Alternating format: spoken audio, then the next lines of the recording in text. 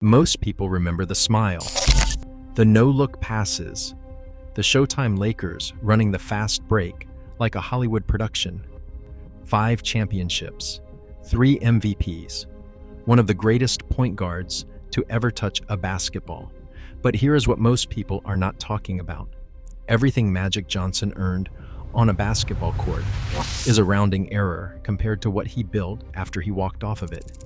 We are talking about a man who owned more than 100 Starbucks locations, movie theaters in neighborhoods Hollywood refused to touch, a piece of the Los Angeles Dodgers, a piece of the Los Angeles Sparks, a piece of LAFC, a piece of an NFL franchise, an insurance company managing tens of billions of dollars, a food service operation feeding airport and school districts across America, and an infrastructure fund rebuilding the actual roads, bridges, and terminals this country runs on.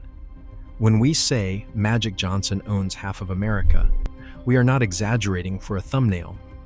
We are describing a portfolio so wide that there is a real chance you have touched it this week without knowing.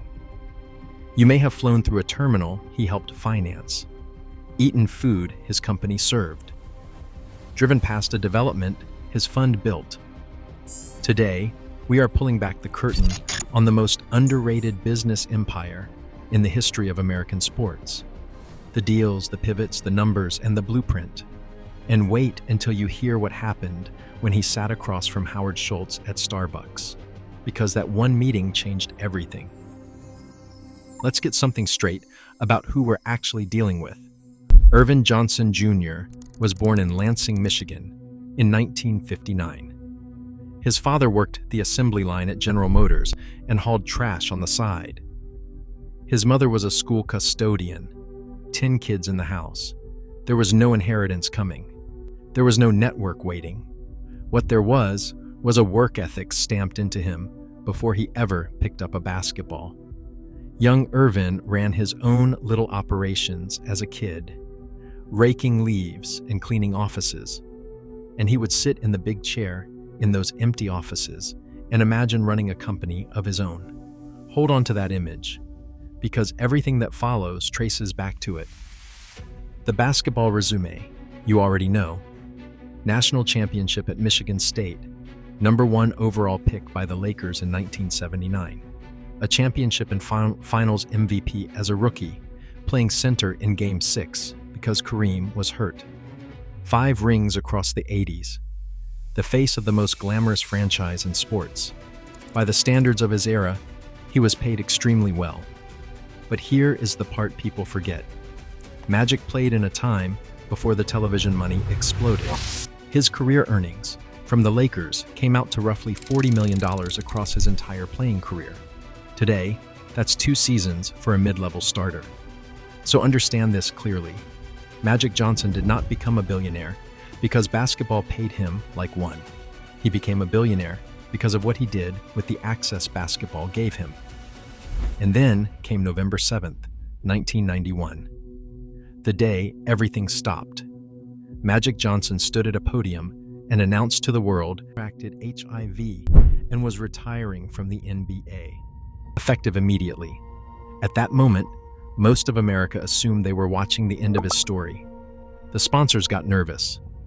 The league got nervous. Some of his own peers got nervous.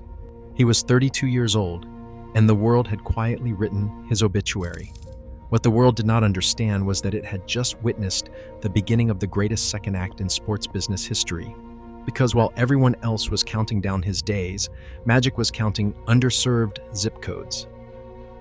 Here was his insight, and it sounds simple, but nobody with capital was acting on it.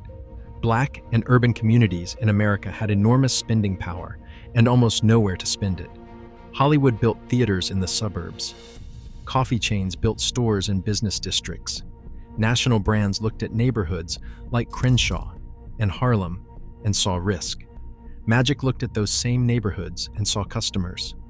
Loyal, underserved, completely ignored customers. So in 1995, he partnered with Sony to open Magic Johnson theaters in the Crenshaw district of Los Angeles. The experts said it would not work. The numbers said otherwise. That theater became one of the highest-grossing locations in the entire chain. He expanded to Harlem, Atlanta, Houston, and Cleveland. He did not just open theaters. He adjusted the entire business model to the customer. Larger concession stands because his audience came to the movies as a full night out. More seating designed for groups and families. He understood the customer because he was the customer. That is an edge no consultant can buy. Then came the meeting that took everything to another level. In 1998, Magic Johnson walked into a room with Howard Schultz, the chief executive officer of Starbucks. At that point, Starbucks had never franchised. Not once, not to anyone. Schultz famously protected the brand like a fortress. And Magic convinced him to do a 50-50 joint venture, bringing Starbucks into urban communities across the country. Think about the leverage in that room. A retired athlete convincing one of the most controlling brand builders in American history to break his own rule. The venture grew to more than 100 locations. And once again, Magic adapted the playbook. Different music in the stores, food that matched the neighborhood, locations placed where the community actually lived. The stores performed. And in 2010, he sold his stake in those Starbucks locations back to the company, along with his theater interests, in deals that reportedly returned somewhere in the neighborhood of $100 million. Let that number breathe for a second. The man turned coffee shops and movie tickets into 9 figures. In neighborhoods the entire industry had redlined off their maps, and the empire kept layering. Burger King franchises, more than 30 locations at the peak. TGY Fridays restaurants, a chain of Magic Johnson Sport Club fitness centers in partnership with 24-Hour Fitness, again placed deliberately in urban communities. Each one of these businesses ran on the same engine. Take a proven national brand. Plant it where the demand is real, but the supply is zero, and operate it with respect for the customer everyone else overlooked. That is not celebrity investing. That is a thesis. And Magic ran that thesis with the same discipline he ran the Showtime fast break. But the move that separates Magic from almost every athlete entrepreneur in history is what he did with real estate. In the early 2000s, he partnered with Canyon Capital to launch the Canyon Johnson Urban Funds. This was institutional money, pension funds, major investors, and the mandate was to develop real estate in underserved urban markets across the United States. Those funds raised roughly $1 billion and deployed it into developments in dozens of cities, apartment complexes, retail centers, mixed-use projects. Magic wasn't flipping houses. He was channeling Wall Street capital into the exact neighborhoods Wall Street had spent decades avoiding, and collecting management fees and equity upside the whole way through. At this point in the story, the man who once sat in an empty office chair in Lansing, pretending to be a CEO, was managing more capital than most actual CEOs ever touch. Now, if you want to be inside a community that breaks down the real financial moves, the ownership structures, and the generational blueprints behind the biggest wealth stories in sports and business, go ahead and join our channel membership right now. Hit that join button below this video. Your support keeps this channel alive and keeps these stories coming. Here is where the story shifts from impressive to historic. Around 2010, Magic did something that confused a lot of people. He started selling. He sold the Starbucks stake. He sold the theaters. He even sold his ownership stake in the Los Angeles Lakers, the franchise that made him famous. A stake he had bought years earlier for around $10 million and sold for a reported $27 million. People asked why. The answer came 2 years later, and it shook the entire sports world. In 2012, Magic Johnson stepped forward as the face of Guggenheim Baseball Management, the group that purchased the Los Angeles Dodgers for $2.15 billion. At the time, it was the largest price ever paid for a professional sports franchise anywhere on the planet. Magic was not the biggest check in the group. He did not need to be. He was the credibility, the face, the bridge between a bankrupt broken franchise, and a city that had lost faith in it, and he held real equity in the deal. Today, the Dodgers have won multiple World Series titles, signed the biggest contract in the history of team sports with Shohei Ohtani, and the franchise is valued north of $5 billion. Magic sold pieces of an empire to buy a piece of a dynasty. That is what playing chess looks like. And he did not stop with baseball. In 2014, he joined the ownership group that took over the Los Angeles Sparks of the WNBA, getting in on women's basketball years before the league's current explosion in valuations. That same year, he became a founding owner of Los Angeles Football Club, LAFC, which entered Major League Soccer and almost immediately became one of the most valuable franchises in the league, now estimated to be worth around $1 billion.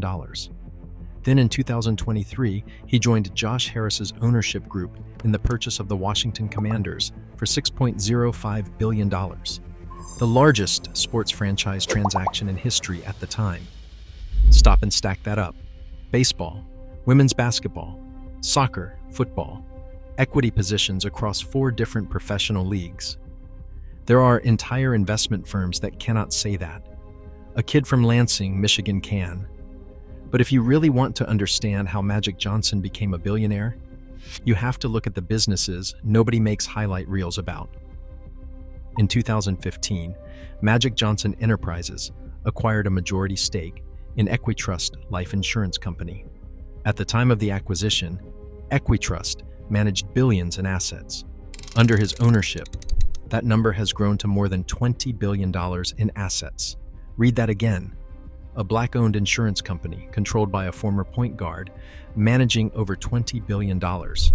Insurance is one of the quietest, most powerful wealth machines in existence, because an insurer collects premiums today and invests that float for decades before paying claims.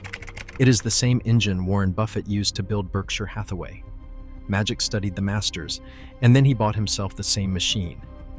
Then there is Sodexo Magic, his joint venture with the global food services giant Sodexo, in which Magic holds the majority stake. This company provides food service and facilities management to airports, universities, school districts, hospitals, and corporate campuses across the country, generating hundreds of millions of dollars in annual revenue and employing thousands of people.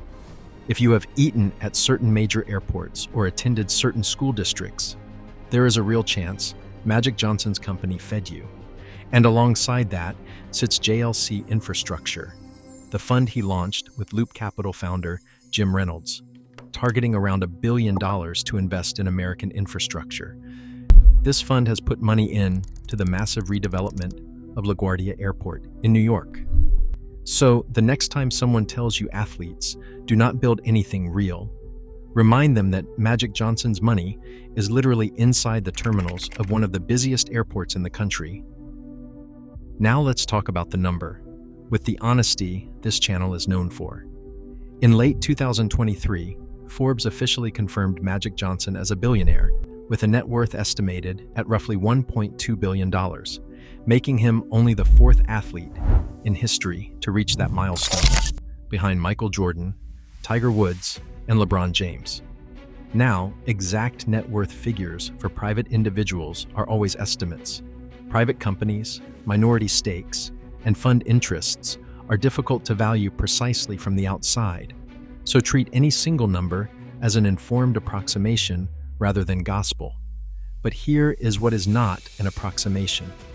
The Dodgers' equity is real. The Equitrust assets are real.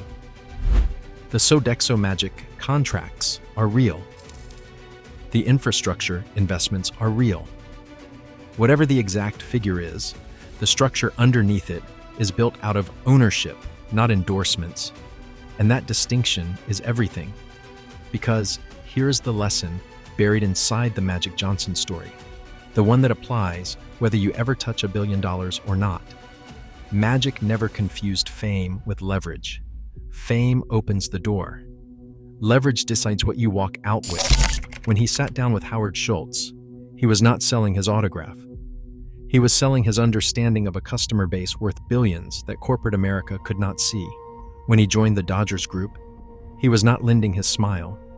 He was contributing equity and credibility, and he priced both correctly. Every chapter of this empire follows the same pattern. Identify what you uniquely understand. Find the institutional partner who lacks it. Structure the deal so you own a piece of the outcome. Then operate with excellence until the next door opens. He did it with theaters. He did it with coffee. He did it with real estate, insurance, food service, and 4 professional sports franchises. The playbook never changed. Only the size of the deals did. And think about the full arc for a moment. A kid from a General Motors family in Lansing. A superstar the world wrote off in 1991, when a diagnosis was treated like a death sentence. 35 years later, that same man is one of the most respected institutional investors in American sports, living proof that the moment everyone else counts you out is sometimes the exact moment your real story begins. The smile never left, but behind it, the whole time, was one of the sharpest business minds this country has ever produced. Magic Johnson did not just transition out of basketball. He ran the greatest fast break of his life in the business world, and he is still running it. If this breakdown changed how you see Magic Johnson, drop a comment below. What's the most impressive piece of this empire to you? Is it the Starbucks deal, the Dodgers move, or the $20 billion insurance machine almost nobody talks about? Hit the like button if this video gave you something to think about, and subscribe to the channel because this is where we break down the business moves, the ownership plays, and the generational blueprints behind the most powerful Black wealth stories on the planet. We'll see you in the next one.